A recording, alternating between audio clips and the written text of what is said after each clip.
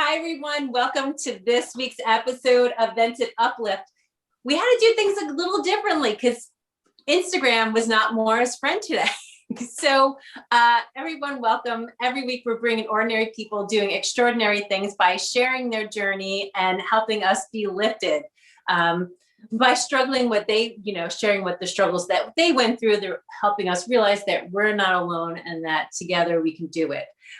So Maura Bertotti, thank you so much for joining us today. I feel like it's so patient. So we've been trying to get on Instagram for like 30 minutes, not me, because Chrissy's been holding down the fort and being patient, but now we're on Zoom recording so that we can bring this episode to you. And thank you so much for having me. I really appreciate it. I'm so happy to be here.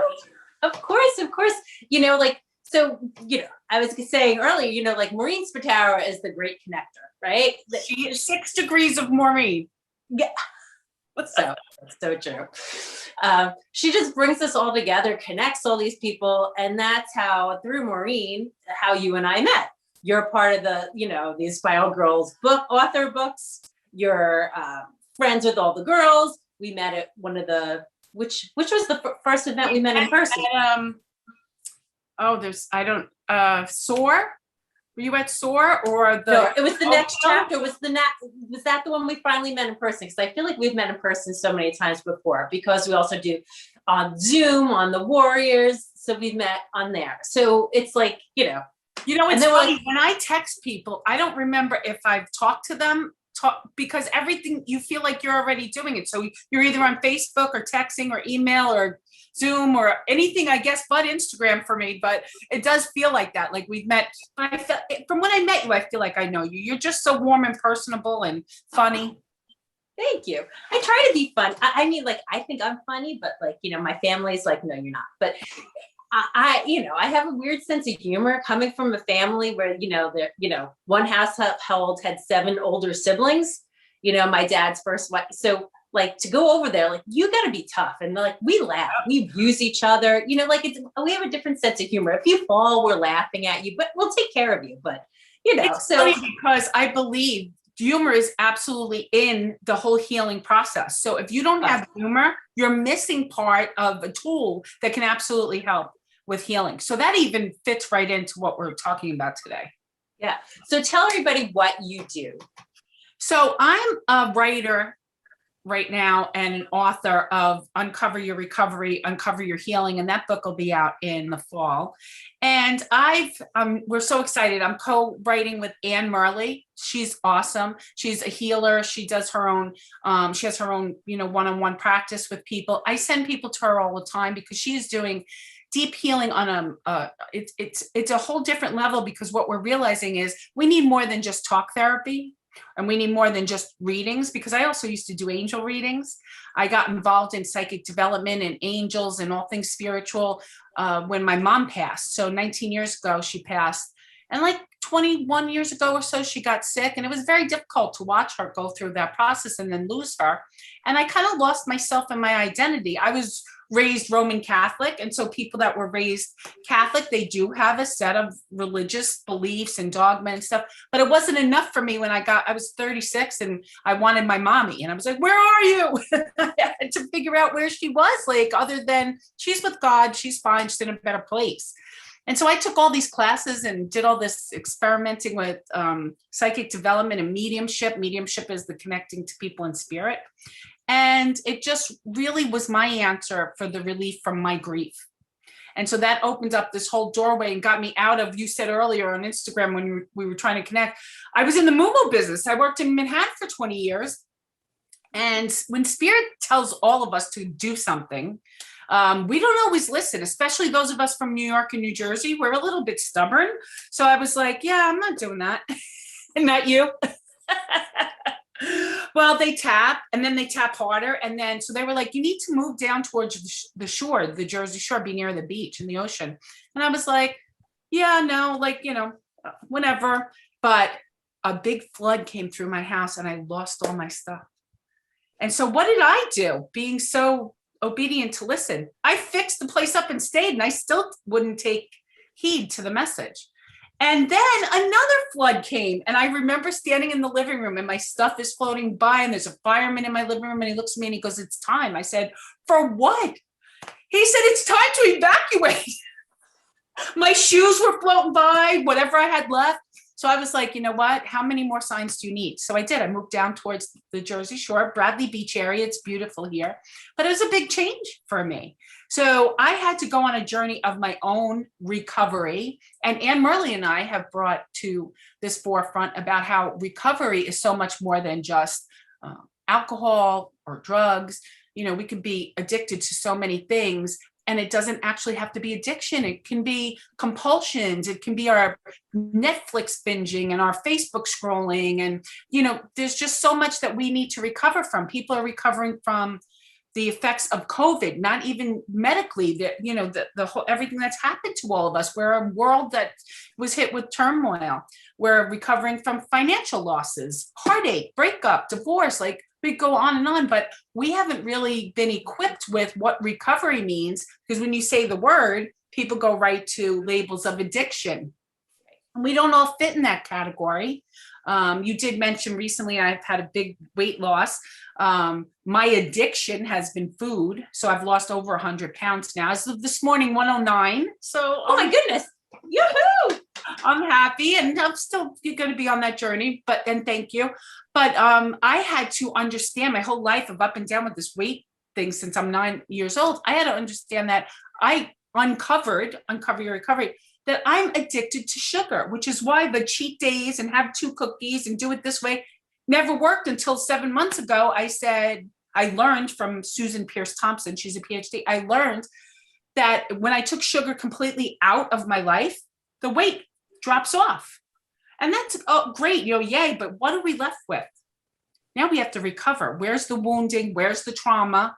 Where did it start that I started eating? Like I have to go, this whole journey has been such an education for me that I need to help other people. It's almost like this passionate calling of, I don't want people to suffer like I have. If I can help them at all, not just with weight loss, any kind of recovery. And so we talk about the wounding and the traumas that we've had and how do we equip ourselves safely so that we can handle those things.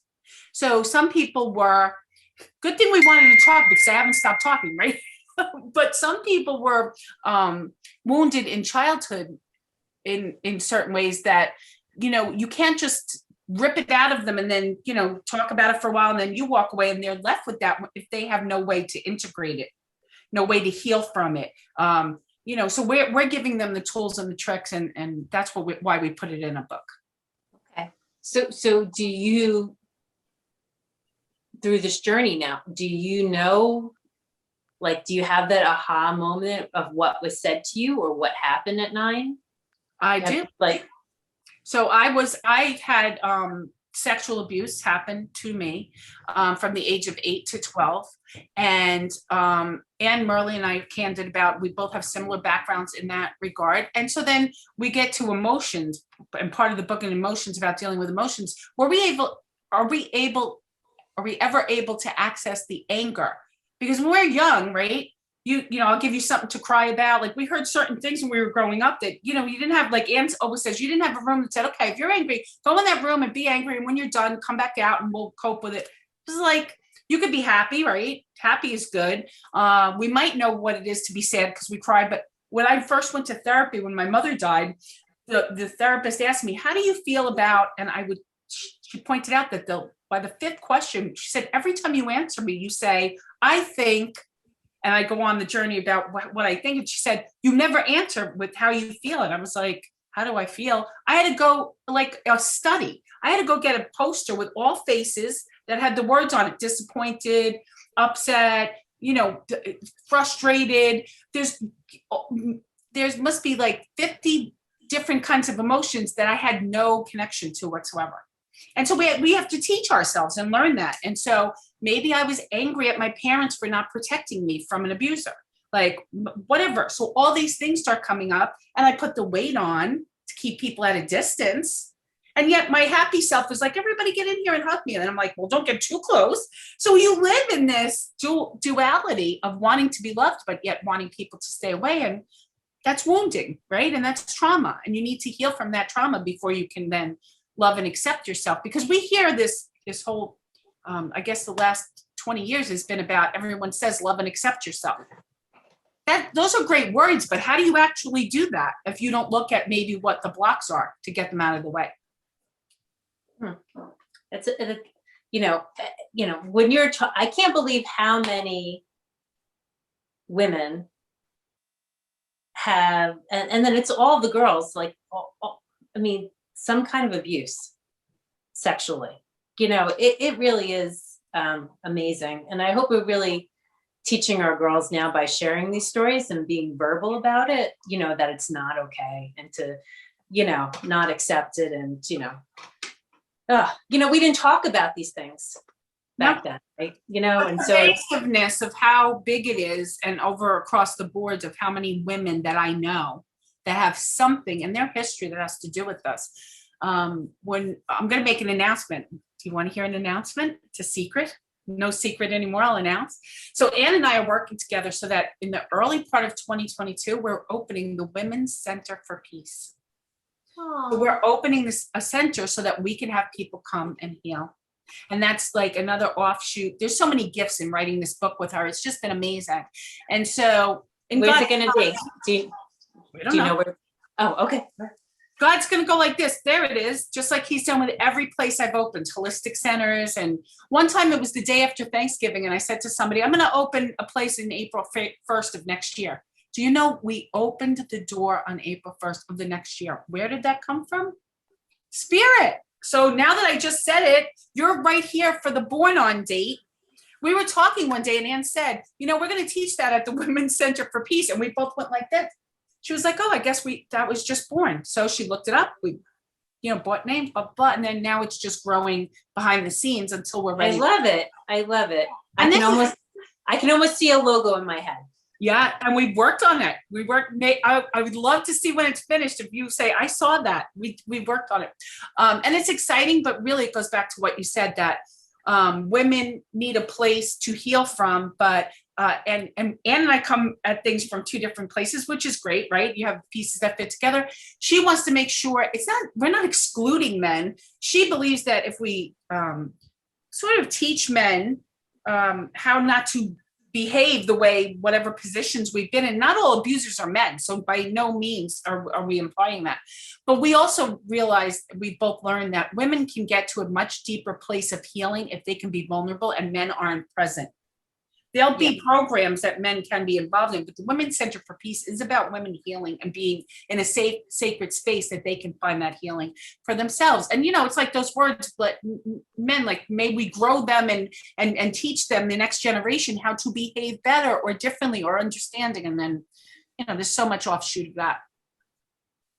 Yeah. But I don't want them to be too afraid. I feel bad for my son. Like, like the whole dating scene is like you can't like do How things. old is he? He's 26.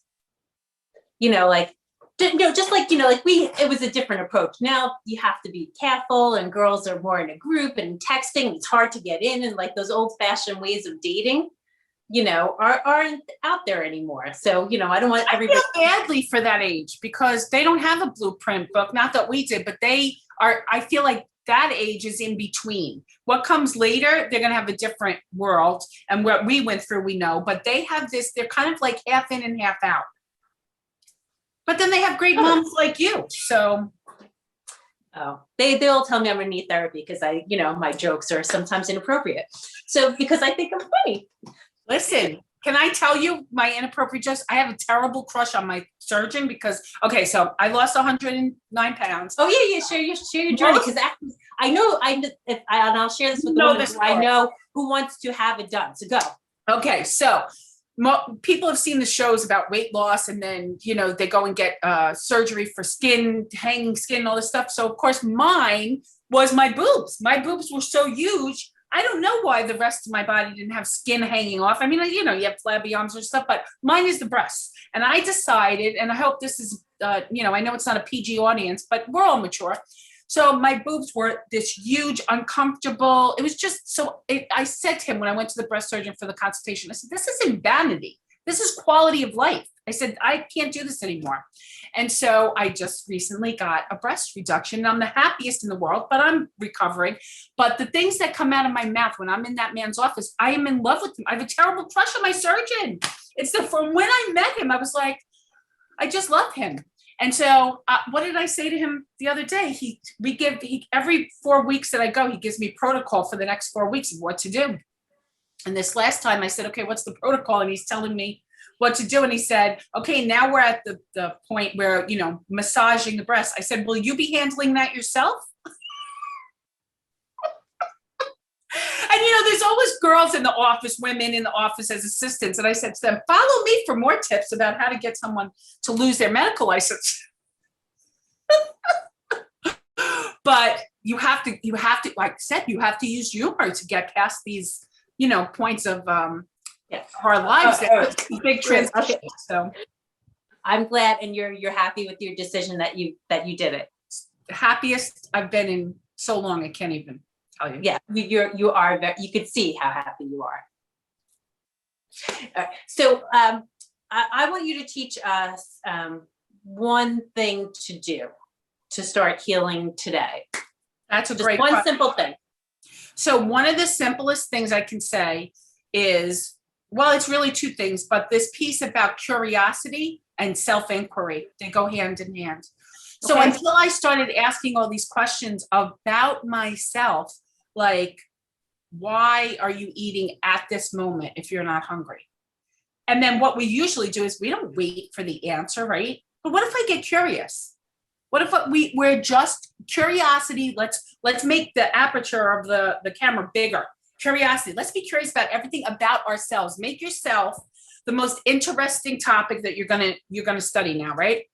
And gonna is a Jersey, New York word. Did you ever know? Gonna, we're going to do now.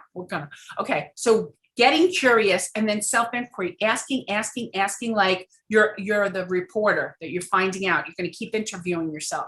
And if you do that with kindness and interest, that you're really interested in the answer, hey, I wonder why I do that. You will find a world open up that you've never seen before. Because right away, if we say, we have so many one-liners prepared. I always eat when I'm stressed. Whatever we say, it's that reactionary piece. There's a whole bunch of stuff going on behind the reactionary stuff. So if you slow it down enough to say, hey, I'm going to do it with kid gloves, like I'm going to do it with love. Ask myself, why did you not only eat the first gallon of ice cream, now you open the second one? Like, pizza and ice cream was my biggest addiction. And why would I buy one, get one free? It was never going to stay in the freezer. And I live alone. So it's like, you have nobody to blame right out of the container, right? But I'm not ashamed of my addiction.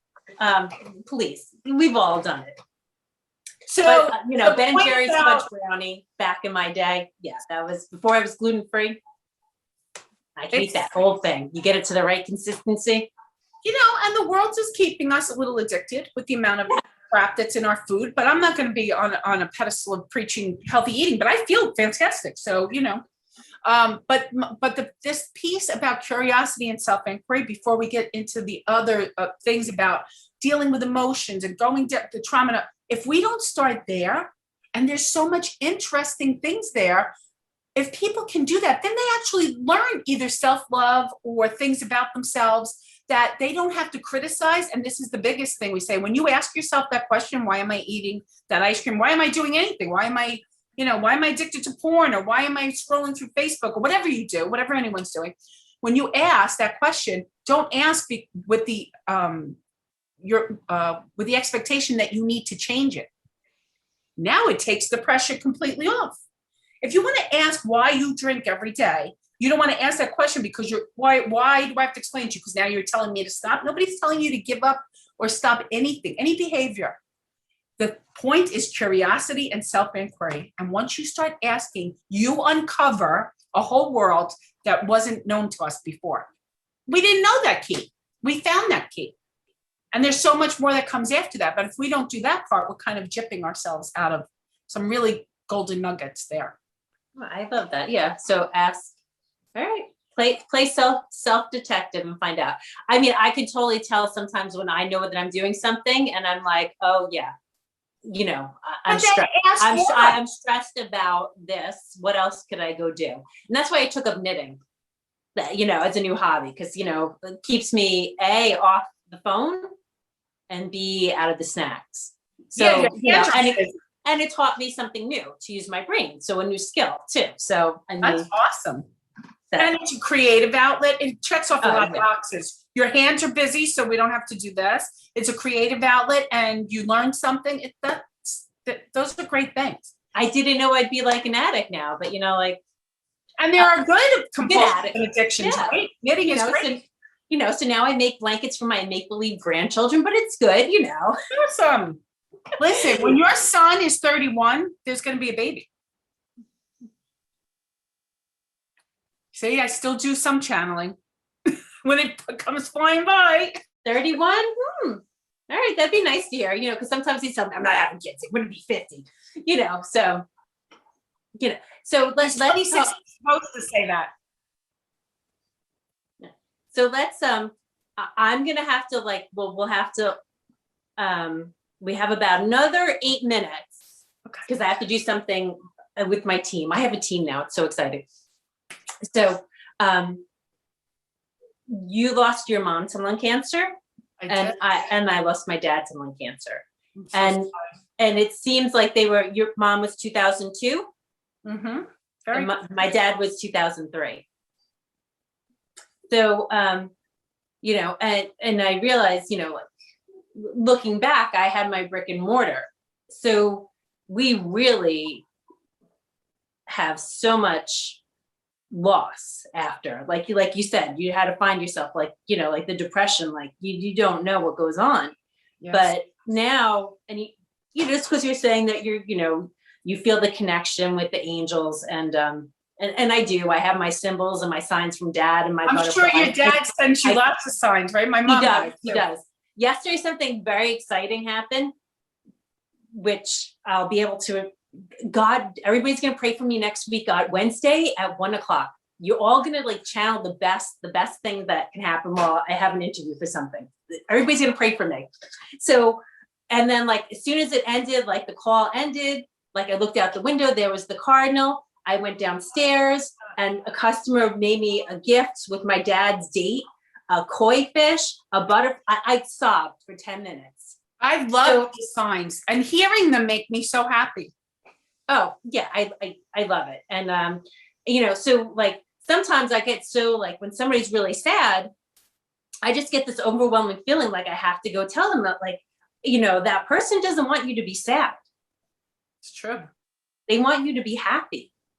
They're good. They want you to live in joy.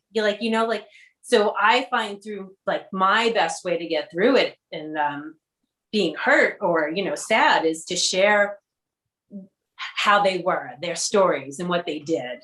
Right. Did you find doing something like that? Or is that how your whole healing journey happened, you think?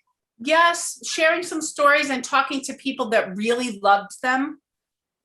And not just our immediate family, people that want to tell stories that are outside of us, because there's stories maybe you didn't hear, or what your mom did one time, because my mom was so quirky and people have stories. She showed up at this function with the same shoe, but they were 2 different colors because she had multiple pairs. People had so many stories that came out after she passed, that those are the things that make you feel closer to them. And then just asking for the signs and interacting with those signs, always looking for them. Like you said, you'll see a date, you'll see, there's so many that get uncovered, and that's the word of the year, uncovering, because it helps us to feel closer and feel that connection. I think it's so important. I do want to say that when you said be your own detective, on our Facebook page that I hope everybody follows, Uncover Your Healing. Oh yeah, we have to talk about that. Yeah, we have to get this. It's a girl with a magnifying glass as a detective that says uncover. That's what it says. So you're psychic. Sometimes I am a little, especially in my birth month. Sometimes I am. So we gotta hear it. And I hear the cardinal outside. Right now. Your dad's very proud. He's like, you're doing your thing. We're happy. Yeah. So, and your mom's very proud too. Yeah. So tell everybody where they can find you. So Maura Bertotti, you can follow me or join me on Facebook. There's no separate page from me for my business right now, and that except that we have a page, Uncover Your Healing, Ann and I. Okay. And we're going to have the website for Uncover Your Recovery. And we have, there's so many things in the works that we just couldn't do it all at one time. And it happened so quickly this year in these last few months. So the book will be out in the fall, and you can follow Anne Murley. She's doing, it's amazing. She's doing individual healings in Stroudsburg up near the Poconos, and in Bradley Beach twice a month. So she's in different places, and she still has all her clients in Florida. She's from Jersey, so she has clients everywhere, and she does Zoom and in person. So Anne Murley, Merli, Maura Bertotti, you can follow or connect with me on Facebook, and Uncover Your Healing is the Facebook page. I'd love to see everybody there. And I can't wait for the grand opening in the Women's Center for Peace. Be prepared. We're going to do a lot of great things. I feel it. Spirit's leading us. When Spirit leads the way, now I listen for the most part. I'm still a Jersey girl. I'm still stubborn, but I listen much better than I did back then. But sometimes we need the kick out the door. That's a bunch of times.